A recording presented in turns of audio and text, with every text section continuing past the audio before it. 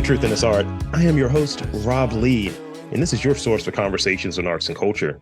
Today, I am super excited to welcome two guests representing the American Craft Council and its Emerging Artist Program. Please welcome the Senior Director of Programs and Partnerships for the American Craft Council, Gwynne Rukenbrod Smith, and a local artist who creates clothing influenced by traditional sources in Africa, Asia, Native American culture, and Europe, participating in the Emerging Artist Program, Sehar Peerzada. If you two could please introduce yourselves. Start off, please, Gwynne, could you introduce yourself? Absolutely. So my name is Gwynne Rukenbrod Smith, and I am the Senior Director of Programs and Partnerships with the American Craft Council. Good morning. My name is Sehar Peerzada. And I'm a fiber artist, clothing designer, and general creative. Thank you. I like that. General creative. I like that. I like that. And so thank you both for making the time and being on here. And we're going to be, I guess, ping-ponging a little bit. Just think of it like tennis, but with questions instead of like the little green balls or have you. So, for starters, Gwynne, could you, tell us about like your first experience with art and craft, or craft and art? It's probably craft and art. I think we're, craft council. I think it's craft and art. So if you could tell us your first experience. Absolutely. So the first memory that I have was in kindergarten. And I don't know if you all ever experienced this, but there's a technique that art teachers used to do with kids where you would take different color crayons and you would color the whole sheet of paper, and then you would cover it with black crayon. And then you would pull with your scissors the black off, and then the color would be revealed.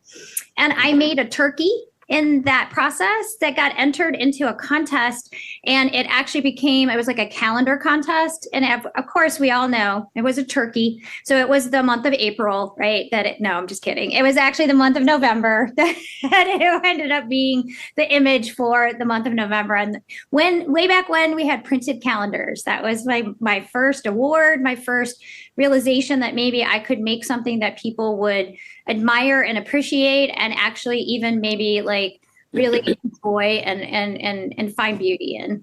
Sounds like the top turkey there.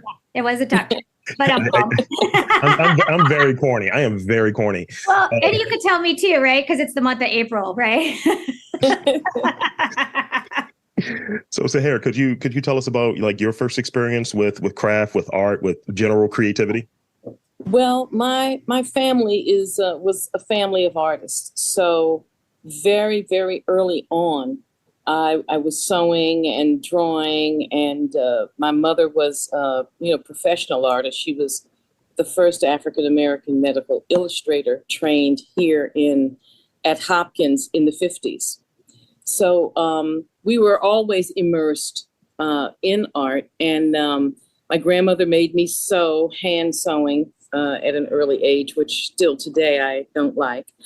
I think that's her fault. And but I never wanted to look like anybody else. So that kind of really moved me into clothing. And I had an aunt who was a children's wear designer very early on. It was also in the 50s and 60s. So we never really had clothes that looked like what anybody else had. So that was always in my brain. Oh, she has that. I don't want that. I want something different. So that got me on the road to becoming a clothing designer. Thank you. I like that. I'm not wearing anything else anybody has on. I'm doing my own thing, make my own stuff.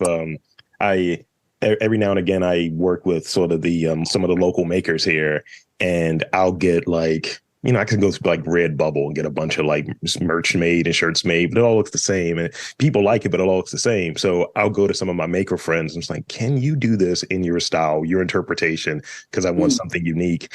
And then I start walking around. It's like, I realize I'm just advertising this thing, but it looks really cool. And people ask me, where'd you get that hat? I was like, oh, I had that made. I didn't know you had hats in the store, bro. I was like, man, I had that commission, bro. I don't like to have anything else y'all have. So Gwynne, could you tell us how'd you got started with American Craft Council and a bit about the mission? Yeah, absolutely. So I actually am trained as a hot glass artist, not formally trained, but trained nonetheless.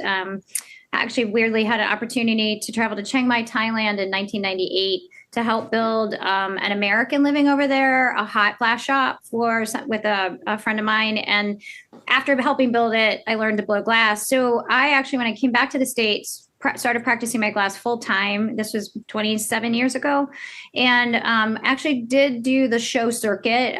So artists in the craft world, and actually all art world, make a living in a couple different ways, but many of them do like craft fairs and art festivals and that sort of thing. So I did that to sell my work in exchange for money so I could pay my bills, and did that for about 7 years. And ACC shows were in that show circuit of mine that I did.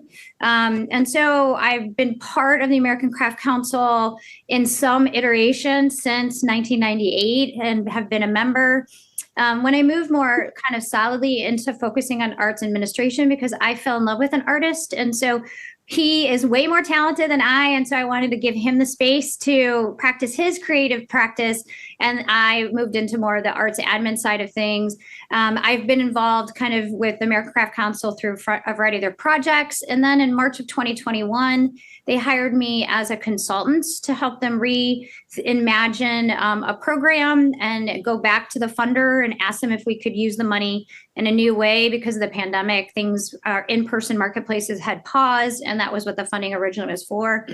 And then October 1st of 2022, they hired me on as full-time staff.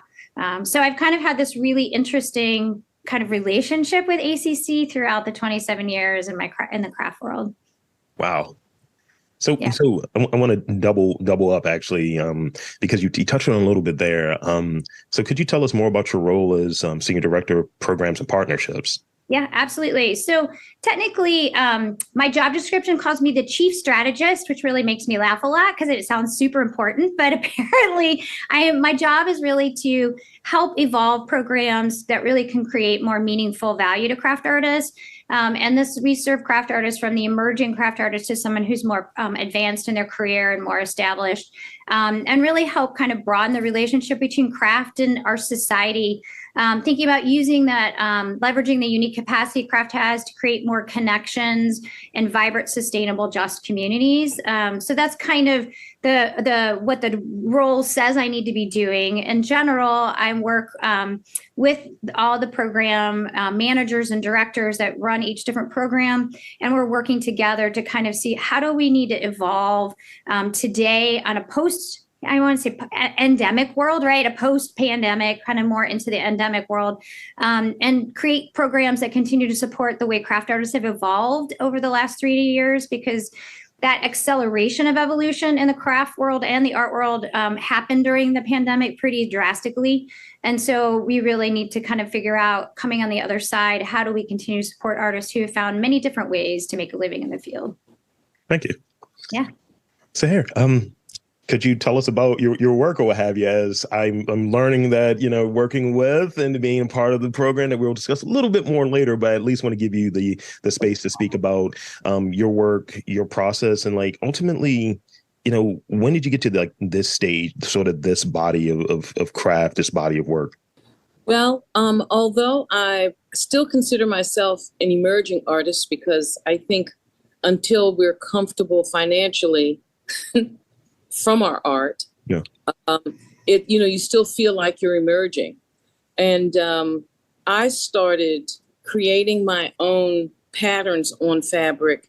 I guess it's been about 30 years. I used to work with a lot of mud cloth. I had mud cloth in Nordstrom's. I was wholesaling. Nobody had mud cloth in Nordstrom, of all places. But then the bottom fell out of the market. With the cost of mud cloth, it became very, very inexpensive.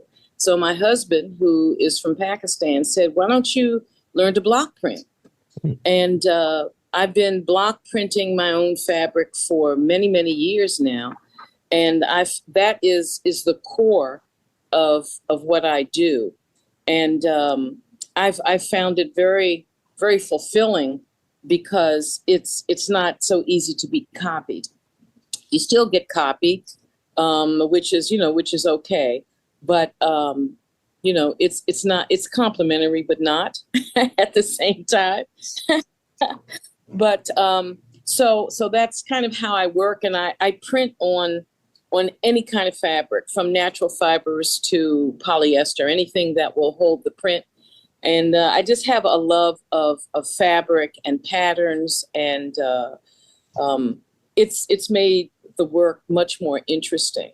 You know, I still do a lot of individual work, couture work, prom gowns and that sort of thing. But that's not exactly, you know, where my love is. You know, we do as artists things that we have to do to pay the bills. And I haven't worked for anybody other than myself for many, many years. And I'll say it's not for sissies. I like that. So I don't know anything about block printing. So could you just describe what that is? Yes, and I'll show you, although your audience can't see it. Well, this is for me. This is for you. This is one of my wood blocks. Oh, wow. And they get dipped in the paint, and then you press it onto the fabric. And it seems like it would be easy, but it's actually very physical. And my body is taking, a toll. And even from the paint, we begin to suffer from the fumes and all of those things. So, but it's a lot of fun when you see, what comes out of it. And, sometimes I have workshops where I, teach kids how to do it. They call it stamping when it's on a kid level. So that's kind of the process. I generally cut my shapes first and then print, because the shape of the garment kind of dictates where I go with the pattern. And my blocks are like paintbrushes for me. Nice. And I don't carve the blocks but I design the blocks. And the people who carve them are, families of people in Pakistan who do that for a living. So that's one of the things I do when I go overseas is get new blocks. It's always fun to get new blocks. Oh, look at this, look at that. In this same vein of having this sort of exclusive fabric and textiles and fibers and such, I might have to hit you up about a caftan or something. I know that's a large project, because I'm a large person. I'm 6'4". Oh, that's nice though. It's a big palette. It's like with a big painting. So let's talk a little bit about, and I want to get from both of your vantage points, from a sort of programmatic standpoint and as a participant or a member within the program. What's the Emerging Artist Program? We're now in our 12th year for the American Craft Emerging Artist Program. We had a different iteration pre-pandemic. We've kind of reimagined it. And so bringing it back in 2022, when we were in Baltimore last May, we kind of reimagined it to be a little bit different in the show floor visually. But it's a program that really is juried. So the artists do apply, and we have jurors that, look at the applications and give it a score. And we accept the top scoring individuals. So this year we had over 200 applications for the Emerging Artist Program. We accepted 40 individuals into the program. And basically we provide a pathway for artists who are either early career or new to the craft world, and want to try a craft marketplace as a potential opportunity for them to actually sell their wares and the work that they make. We offer a subsidized booth cost. And actually this past 2 years, thanks to the Wingate Charitable Foundation, those booth costs have been $0 for artists. So they have covered those costs for the emerging artists. So emerging artists really can actually have an opportunity to try the American Craft Council, American Craft Made Show, and really see if it's a right opportunity for them, if the customers are there for them, and it feels like it's a good fit, which is a really great way for them to test a market without actually having to be fully committed to a full booth fee. That's great. That just provides a bit of equity, because sometimes I think the financial component could be a challenge. I know that from my vantage point in doing this and being in this border of storytelling, journalism, and all of that, when there's opportunities to attend maybe some sort of art fair or something that's a networking opportunity, I try to budget out, whether it's for my own personal budget or anything discretionary that I may have. Like, how can I have another, like a younger, more emerging artist like come that's interested in podcasting, journalism, so they can be dipped? Because otherwise they may not go and they may miss out on that opportunity. So having sort of that space to do that, kind of getting past the financial hurdle, can be really, really powerful and impactful. Yeah, it can. And it is it allows us to do two things. It allows people to test the market, the American Craft Council's marketplace market, because of course, our craft show is going to attract a specific audience that may be the audience for artists, that may not be. So to be able to try and test that before investing multiple thousands of dollars is huge. But we provide some professional development training and support as well, which Sehar was part of because she did attend some of those workshops we did leading up to. It's not just about a marketplace, but how do we set artists up with the skill sets that they need in order to make them set themselves up for as much success as possible at the actual marketplace itself too. And then that accessibility part is really important to us because not everybody can afford, $400 or $700 for a booth plus travel costs too, if you're coming from another city. Yeah, that makes a lot of sense, especially considering what you were touching on earlier of like that. The experience of craft and doing fairs and doing markets has changed considerably. And, I go to conventions and things of the sort, and I'm like, okay, Sunday is getaway day. And I see that people are like, hey man, I'm selling these books for like 75% off because I don't feel like taking them back with me. So that travel component is definitely a consideration. Yes, it is. So hey, what is your response? Well, I mean, first of all, I feel honored to have been accepted into the program. I mean, it's always an honor to get into any juried show because there's so many people, there's so many talented artists out there, and you just never know. And a lot of shows are very expensive just to apply.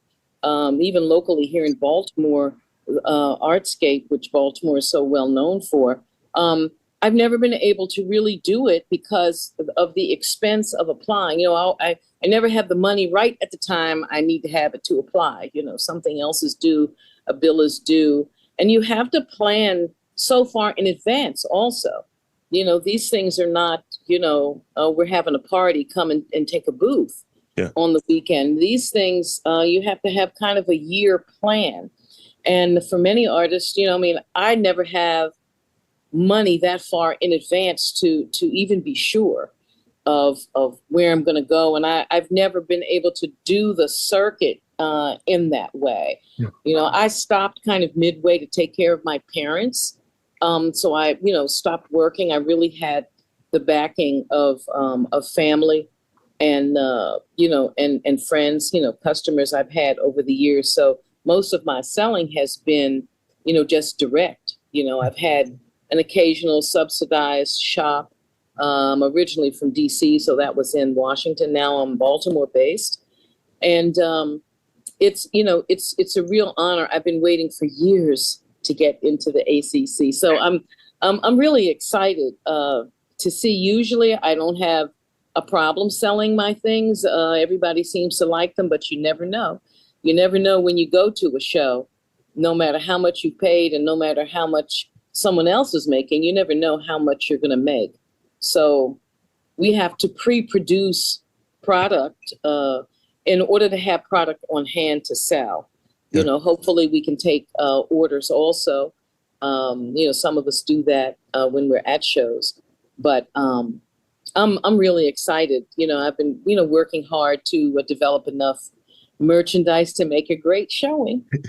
So and it's almost as if you both have the questions already. That's almost a nice segue into this next part. Could you tell us about like your feelings leading into this sort of like upcoming show? What are you looking forward to? And how do you see your career as an artist like growing? I think you're emerging more than emerging. I think you're emerging plus. Plus. But please, share your thoughts on those areas. Well, I would like to. I like dealing directly with people. So although I, used to do some wholesaling, I actually couldn't keep up with orders because I was, basically a one-person show. So, I didn't have money to hire somebody. And then sometimes you hire somebody and they don't know what they're doing, or you spend more time teaching them than, you could just do it yourself. So, but it's very hard to keep up with quantities when you're doing things, by yourself. So I see growing enough to be comfortable, enough to be still sustainable. I classify myself as sustainable because I do a lot of one of a kind, and I don't want to leave that big a footprint with what I'm doing. And you can't help but have some waste. I mean, fashion is the biggest trash creator of any other industry, really. So I don't want to be so much of a part of that. Got to be a little bit of a part of that. There's always some waste with whatever you're doing, but lessen the waste and just continue to expand my audience so that I can eliminate those things that I don't want to do, like doing couture. That is, most people don't get block printed prom gowns. So, doing individual work for customers who really like my work is very different than doing, a prom gown. Yeah. So I would like to keep my focus and continue to broaden my focus so that I can do what I enjoy doing the most and, continue to survive off of that. And that would include having my own shop at some point, and perhaps supplying small quantities to shops that occasionally, a lot of craft shops don't carry clothes. They don't have the space for clothes, especially, large items. Yeah. So I would like to add maybe some accessories, tote bags and those kinds of things that can still be block printed and made so that there's some smaller items that stores can carry. Clothing takes up a lot of space. Again, as a 6'4" person, yes, traveling is a hassle. It's like I got one pair of shoes in here. I hope I'm not going out to any place classy because I can't work out and train. I can't work out in loafers, but also I can't go to like a nice dinner in trainers. It's considerations that are being made. And definitely space and volume. And I have a few ideas, definitely, and we will have to chat offline. I have a few ideas that I want to share with you. Okay. And Gwynne, from your standpoint, what are you looking forward to the upcoming Craft Made marketplace? Thoughts in that, and from there we're going to lead into some rapid fire questions. That sounds great. So our marketplace is coming March 3rd through the 5th at the Baltimore Convention Center. It's our 46th year. What I'm really looking forward to is we have 350 artists there, and a lot of the artists were doing the American Craft Council show when I did the show in the 90s. And so to revisit, they're my friends. So I'm really excited to see a lot of my friends and reconnect. A lot of them I maybe haven't seen since before the pandemic. But also I'm really excited I've done a lot of work with the Emerging Artist Program since that's a program that I oversee.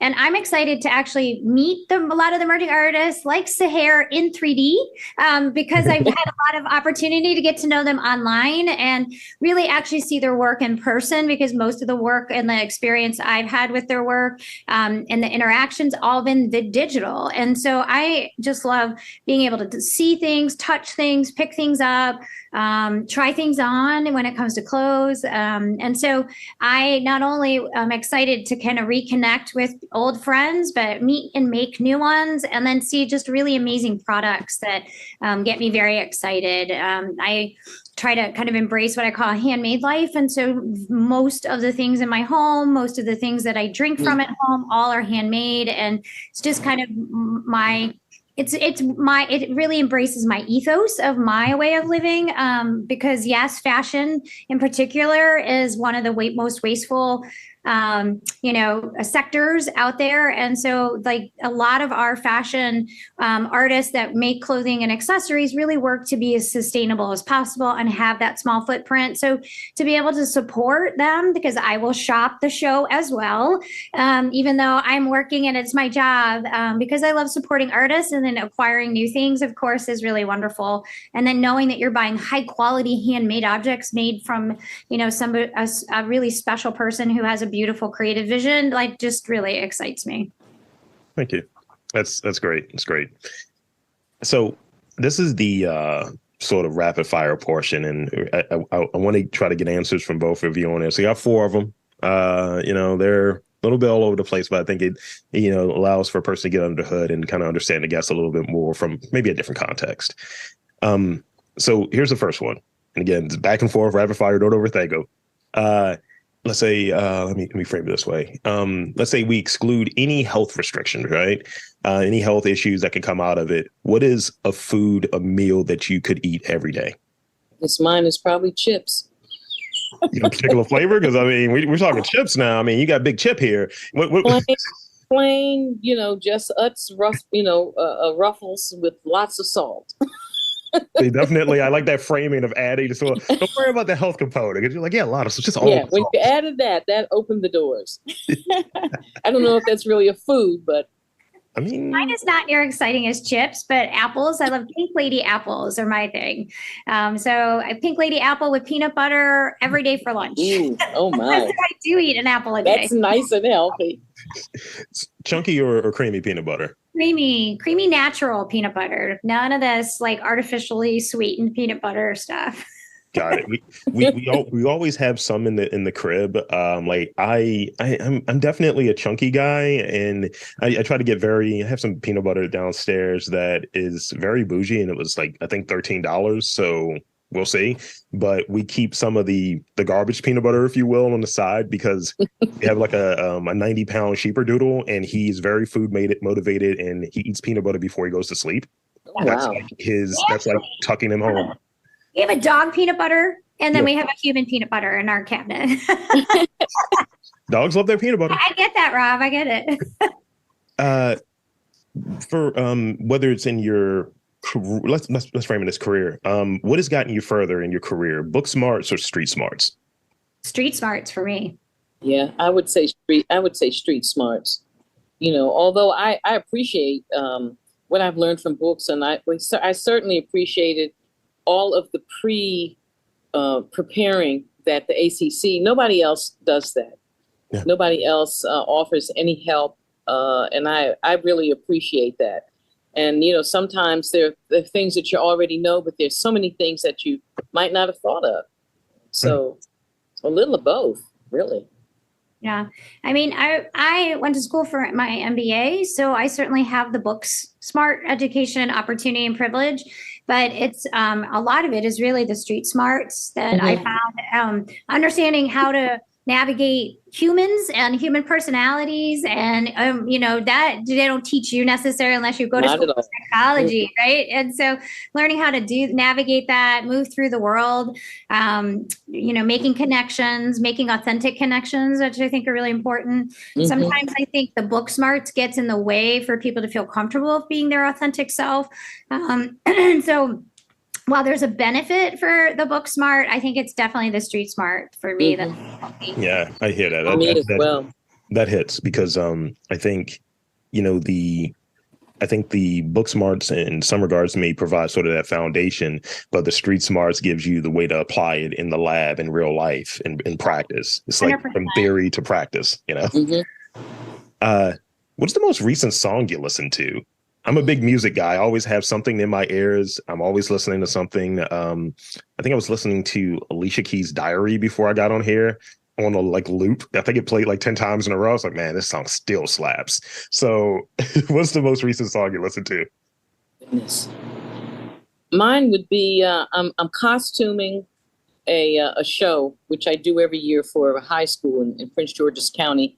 And this year, again, they're doing Motown. So I've been kind of immersed in Motown, not necessarily by choice. Strangely, by choice, I love the Bridgerton soundtrack. Nice. So I listen to that a lot when I'm working. That's funny. So I really love hip hop. I love to listen to all hip hop, but I really Rihanna at the Super Bowl, her performance really got me back into dipping back into old school Rihanna, which has been really nice. And so I've been listening to a lot of that while I've been working and that sort of thing. And then, of course, Lizzo is always such an uplifting person to listen to her songs. And while I like new school Lizzo, if you go back to her old original stuff, that stuff is really deep quality and really inspiring. And the kind of stories she's telling through those songs really are inspiring to me. So like that's what I've been listening to lately. Thank you.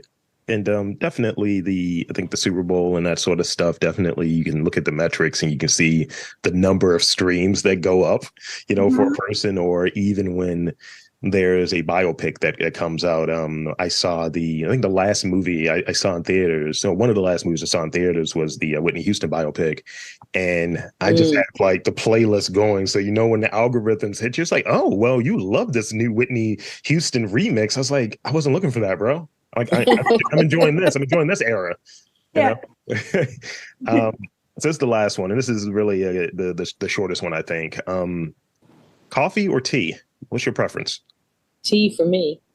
Mine is coffee in the morning, tea in the afternoon. Oh. It's a very creative, artistic answer. I've been joking with artists recently of it's like it's either this or it's that. It's like, yeah, but here's the extra context. This is how I'm going to like change it up for you a little bit. Yep. I do cup in the morning, and then and French press. I'm a big French press coffee person, and then in the afternoon I'll have like a cup of ginger tea and about 4:00 and something like that. That just kind of warms you up, but doesn't necessarily caffeinate you, so that I can actually sleep at night. I'll raise you this one, Gwen. You might find this one interesting. So this morning, I have a combination of French press cardamom coffee with lion's mane mushroom coffee in there as well. So it's like a shot of the other one. Yes. Add the lion's mane, or there's a coffee that has that in it. I think it's dried and grounded lion's mane. I think it's called like 4 Sigma. So you can use that as a coffee replacement if you like. So I had the little packet of it. I was like, just gonna dump some of that in there, see how that goes. And it tastes like the cardamom coffee. I don't really taste it, so it's really good. And it's good for thinking, what have you, first thing in the morning, kind of getting the synapses firing. And but here's the other part that I think is kind of funny. During the week, if I'm feeling like I need a treat, I'll get a dirty chai latte, which is essentially both with like an extra shot of espresso. I'm living dangerously. That's just what it is. You're living on the edge. You're living on the edge. Absolutely. So I want to thank both of you for coming on. I really appreciate the time and sharing a bit about your work, your story, and American Craft Council. And if you will, tell a fine folks, I guess this is the shameless plug portion. Anything you want to share in the final moments, dates, website, social media, the floor is yours. So please. Oh my. Well, I do have a website, and you'll find a variety of things on the website, from things that I make, things that I hope will make money so that I can keep making money. And that's just my name, SeharPeerzada.com, SeharPeerzada. I have to spell that all the time, so I'm used to spelling it. And my email is the same. And even my IG would be the same, at Sehar Peerzada. And, always posting lots of pictures and promotions. I'm doing a talk for the Silver Spring Library, March 29th, about modesty in fashion and how fashion impacts us culturally and vice versa. So just doing a few things here and there, participating in a few shows. I'm also participating in a doll show that is at the, I can't remember the name. So at the Maritime Museum, there's a gallery there. And that'll be running through March, through Women's History Month. And it's not just my dolls, they're dolls created by 12 doll designers. Really, a really great show. Thank you. To go and see. Take your kids. Thank you. My shameless plug, of course, is I want everybody to come on down to the Baltimore Convention Center, March 3rd through the 5th. Check out the artists that are there. We also are going to have 4 schools. So we have a section called School to Market where students get to come from their school that are going through formal craft programs. They get to set up and you get to see some of the students' work, and that work will be for sale. And then we have 8 local craft partners that will be setting up, coming from both Philly, DC, and the Baltimore regions, major craft organizations setting up, demonstrating, offering hands-on activities for the attendees to explore and then get to know the craft organizations in the region, which is really exciting. And then, of course, if you want to come, go to craftcouncil.org, which is our website, to check out how to secure tickets. And also you can check out our social media, which on Instagram is at Craft Council. And you get a discount if you buy your tickets early. Yes, you do. And if you email Sehar, she might actually give you a special discount code to get in for free because you've got some tickets you can give away, right? Oh, wow. Yes. I'll do that. Yeah. That's great. That's great.